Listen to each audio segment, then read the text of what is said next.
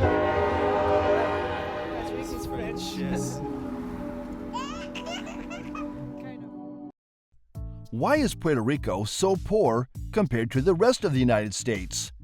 In 1898, when the United States seized Puerto Rico from Spain, its former colonizer, Washington claimed that being a United States territory made Puerto Ricans wealthier.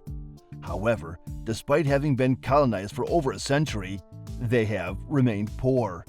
According to statistics, the poverty rate in Puerto Rico is 41.7%, compared to 11.5% in the United States.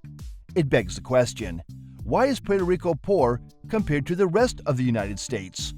In this video, we will discuss some factors responsible for the growing poverty rates in Puerto Rico and why they are faced with this situation.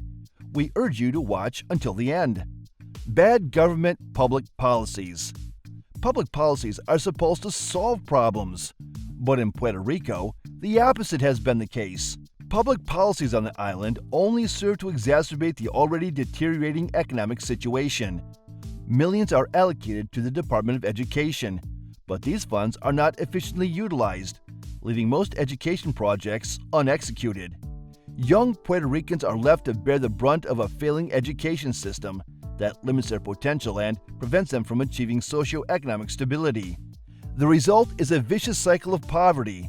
That is in contrast to what is available in the United States, where the education system is of a high standard and given top priority. Furthermore, the government of Puerto Rico continues to execute projects, and rather than promote economic growth, inhibits it. Our ensuing discussion will expound on this point. Granting a financial aid as quick response to poverty. Local and federal financial aid has become a trend in Puerto Rico. Most people rely on welfare for self-sustenance, which discourages work and hinders economic growth that hurts the economy. Even though economic aid is popular in the United States, it is considered a temporary tool that helps citizens become self-sufficient. That is why unemployed citizens on welfare are required to find jobs after a specific time. Over 40% of people who live below the poverty line receive different financial aid from the Puerto Rican government. The political class leverages economic assistance to influence votes during elections. The consequence is that the people cannot hold their leaders accountable when they underperform. Limited resources and the Jones Act. The high population density of Puerto Rico means that many people compete for limited resources. The U.S. government turned Puerto Rico into a tax haven. It has prompted the mass migration of some U.S. citizens who relocated to the island to avoid paying federal income tax or capital gains tax. Puerto Rico, being an island, is composed of hilly terrain, and most people reside in remote areas. San Juan, the sole major economic center, derives its income mainly from tourism, which isn't enough to accommodate the growing population.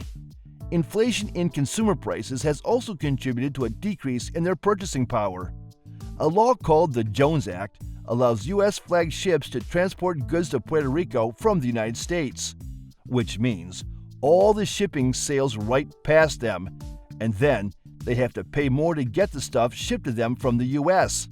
These factors have succeeded in exacerbating the poverty crisis of the citizens. In a nutshell, many people have argued that Puerto Rico is poor compared to the U.S. because of the Jones Act, and repealing this U.S. law would fix most of the problems they are currently facing. Whether this is a viable option depends solely on the future. Do you consider Puerto Rico a poor country and like to share your insights? Let us know what you think in the comments section. Thank you for watching this video. Please don't forget to subscribe and turn on the notification bell.